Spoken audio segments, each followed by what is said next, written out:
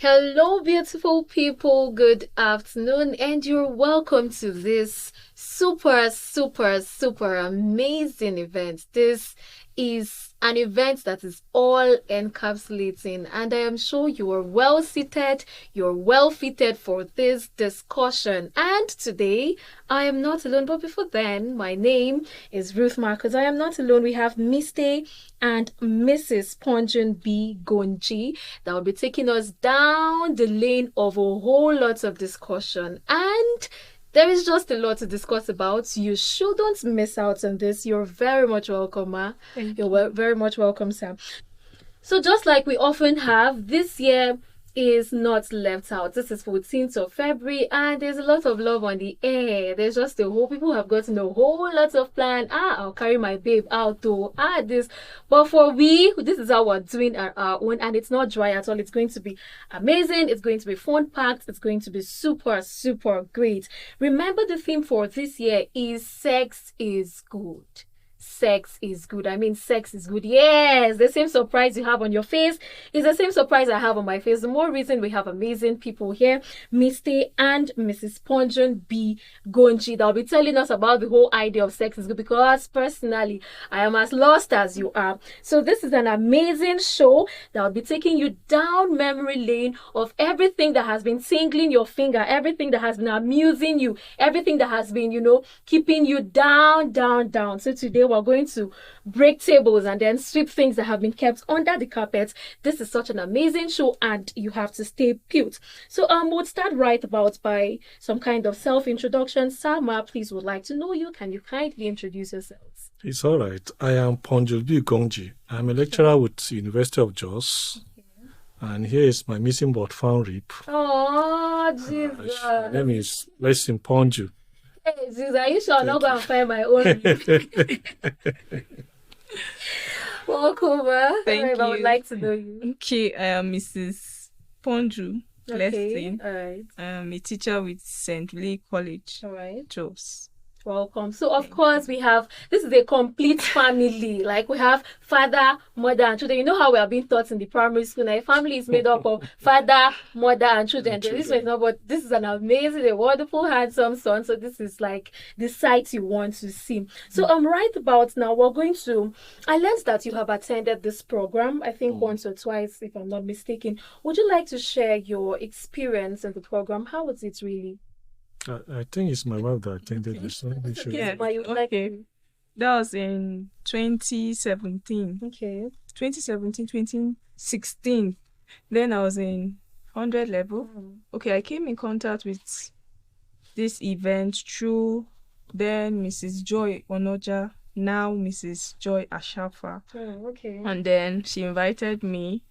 That's how I got to know about SLM and that there's this True Love Wait that I should come, and I went. And at that program, it was okay for that event. It was just ladies. So there I met Mrs. Esther Ochepo, who is presently my discipler. And when we were talking about the whole thing, and they were like, a point came for commitment. It's like, what's True Love Wait? True Love Wait. What is it all about? True Love Wait. And I got to understand what it was, and I was able to make that commitment to keep myself till marriage. Great. Oh, that's amazing. So, if I should get a foothold of what you said, you were able to make your commitments in the program. So, if someone should come to the point where you're able to make a commitment, then I think something should have prompted you. So since the commitment, has it been, a ride in the park? Has it been something easy, were you able to keep to it? Was there a point where, you wanted to relent? All right. At first, I never knew what I was getting myself into, making that commitment, because at that point, I saw ladies that were not willing to. I think just very few of us. And I didn't understand what it was until after the commitment. Getting to a point where we know we have feelings. And then before I got admission, I was already in a relationship. All right. I was in a relationship with this young man. I think a day after I said yes to him, the next day I got admission. Okay. So coming to the university, I was already settled that I have somebody. Okay. But for the fact that I have somebody, the feelings is always there. Yeah. And then from what we learned, that this part of our life need to be kept. So I said, okay, since I am already in that environment or in a relationship, I actually need to make this commitment so that this beautiful end they are talking about, I too, I want it. So I saw the need to actually make the commitment to wait till married. This is like a redress to young persons. It is possible. So straight away to the next question, okay? So how were you able to manage courtship? I mean, courtship is a time where, the climax of everything. Okay, so how were you able to manage courtship? How was your courtship like? All right. I already said I was in school then. So he always come around. I won't say we had it smooth in the sense that there were times where we actually felt like doing something. Okay. But the good thing was that I had somebody that was accountable to. That's Mrs. Uchepo. So I run to her whenever I feel, okay, ma, this is the direction we are tilting to. Is it okay? And she will caution. And one thing about her, there was she used her own experience to make me understand that yes, there's something you can actually do if you put your mind to it. So the thing was that we set some rules. Okay, if you are coming, this is where we will meet. This is how long we will stay.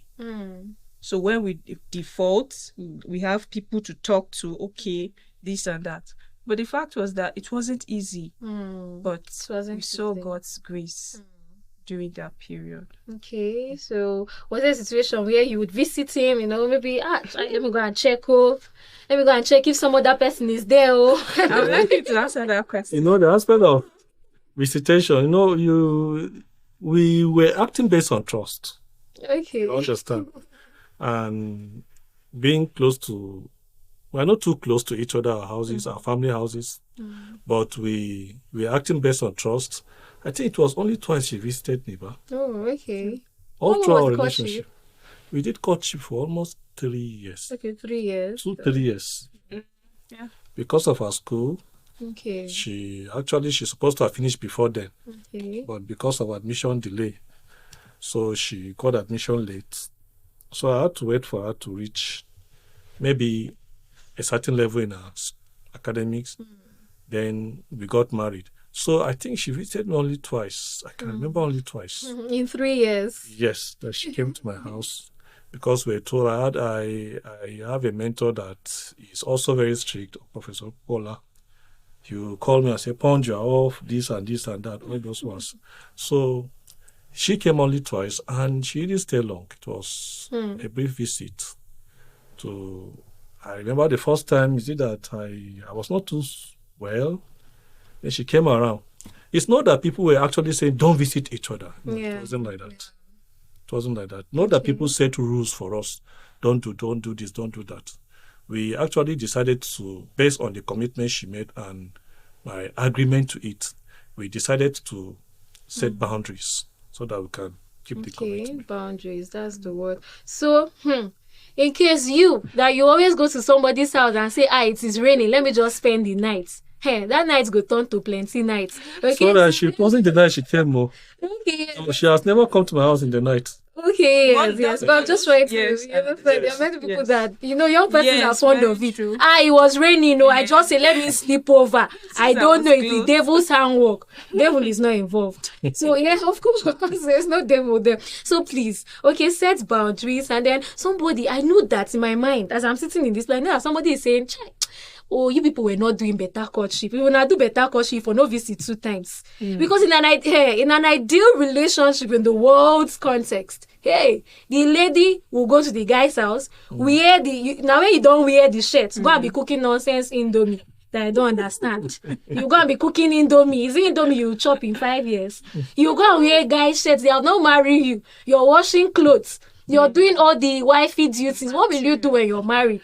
So please, this, in fact, it's even a burden to me. I'm even learning a whole lot. Okay, it's not as if they didn't have feelings. So it's not as if Mrs. Sponge, I'm like, of course, you would want to visit like morning, afternoon, and evening. But I mean, if you do all the visitation, which one way you go? You stay for marriage. So please, let's take note. I mean, all of these things are the things we should wrap around our fingers, particularly for that young person, that young brother, that young sister, that you are setting templates, you're making the brochure to have a perfect relationship that is not stained. I think these are all footholds. It doesn't happen by magic. You have to be very deliberate. You have to be very intentional. All right, down to like the blockbuster question that somebody say, this flyer I see, they say sex is good. Yeah, maybe they go here. And now somebody came to this program because they say sex is good. Okay, so we want to demystify, we want to correct, we want to, correlate situations and all of that. So down to Mr. Ponju, they say sex is good. Miss, I want to understand where this sex is good. Okay, where the sex is. So how is sex good? I really want to understand the topic in question. And is sex good? Okay. Yes, I think sex is good. Really? Inside marriage. Inside marriage. Yes, not out of marriage. It brings pleasure. It's pleasurable. All right. You understand? There are times in life that for people who are meant to be married, there are times that you feel like having sex. Okay. You understand? So when you're married, it's good because your partner is always there for you when the person is willing and able. So it's good. It eases tension. You understand? It eases tension. Okay. It's pleasurable. And it has a kind of building confidence. Okay. My mom used to say that if you see a girl that is talking to people anyhow, she started sleeping with men. Because it builds that kind of confidence in people. So sex is good. You started spoiling. Yes. All right, that's great. So, sex is good. As good as it sounds, but there is a conjunction. It is in marriage. If you never marry, nobody test. So young people, they will say, no. I want to show that I'm a man. I want to show the.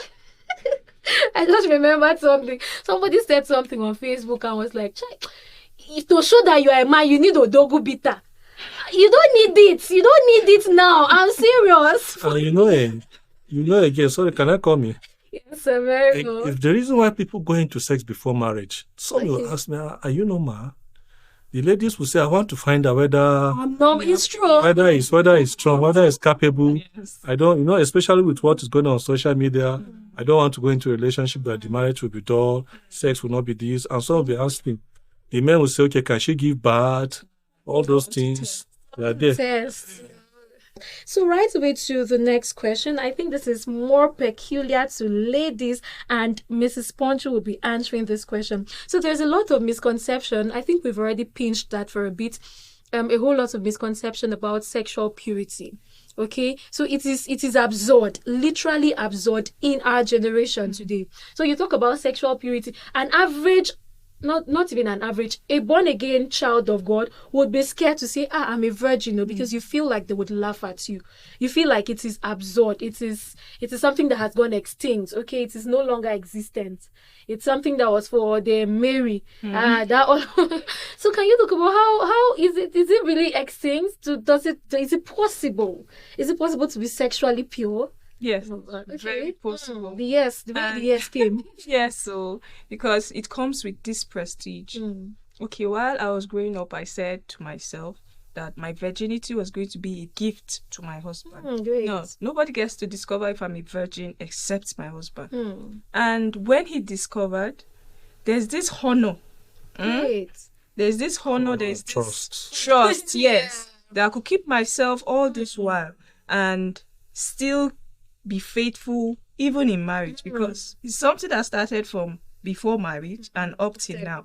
So the thing is, for the people that are making it look as if it's out of date, check them. They're actually regretting losing it. Of course. So because they don't want to be alone in that, they want to get more people. Where are you? You're doing this, you're a Jew, you're this, you're that. But please, my dear, as long as you have it, the prestige is there. First stage. Mm. So we're going to garnish this with the last question. And somebody is there asking, Che, me we don't do am. And I have decided to keep myself.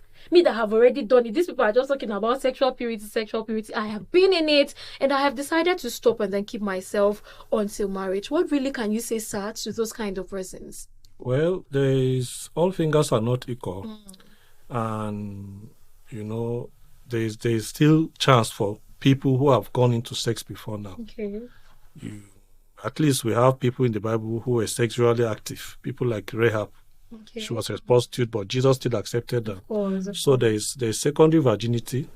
Once a person comes to Christ, the main thing is that you just make up your mind that, okay, I want to keep myself since I'm not married. I won't do this thing again. I want to live a pure life. It's possible. You understand? Just make up your mind that, yes, God who helped others, He will help him. He will help me. Now, then, before I got married, that's what I used to tell myself. Say, the God who will help people like this and that will also help me. So it's possible.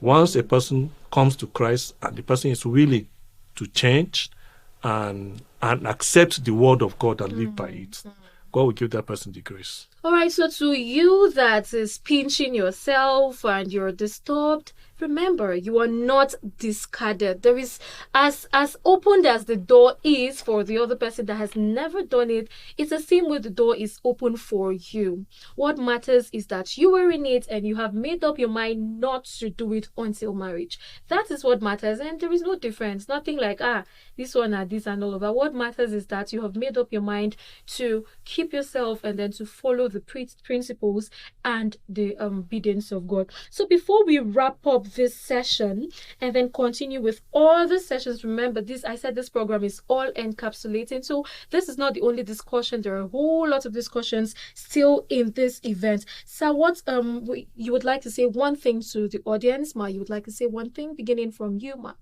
All right. Well, this whole true love with the commitment part is very important.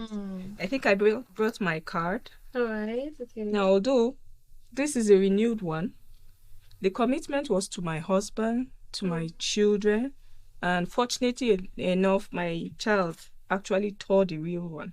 Okay. So now this was just a symbol that I could show that I actually made this commitment. Great. And it serves as a reminder, okay, you have something to show for this. Or my next generation, say, I actually kept myself. Great. So if I can do it, you can do it. So is it possible to read the inscription? Yep. Okay, so let's go. All right. It's taken from 1 Corinthians 6:18. Say, run from sex sin. No sin affects the body as this sin does. When you sin this sin, it's against your own body.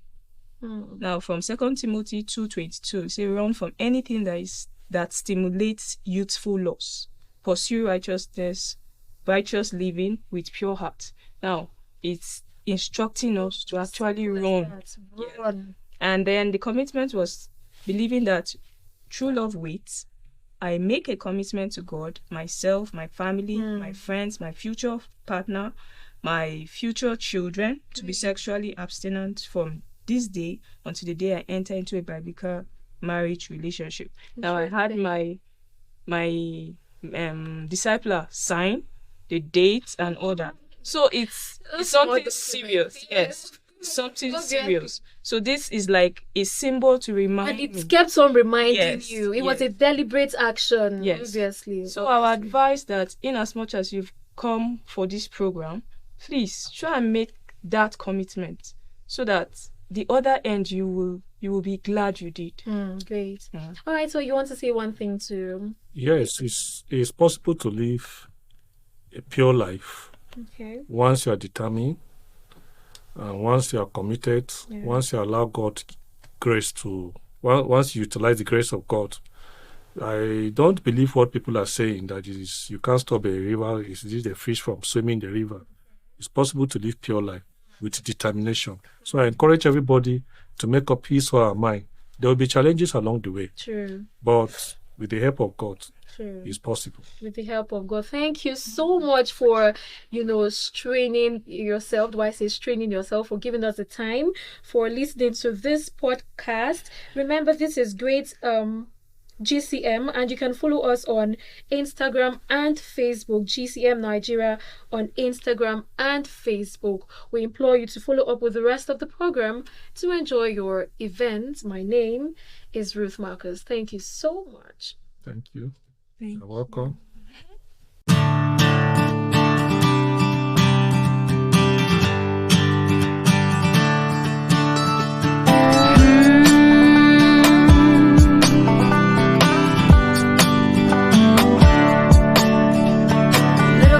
Dreams are bigger than they seem. I'm thinking about the future in my daily routine.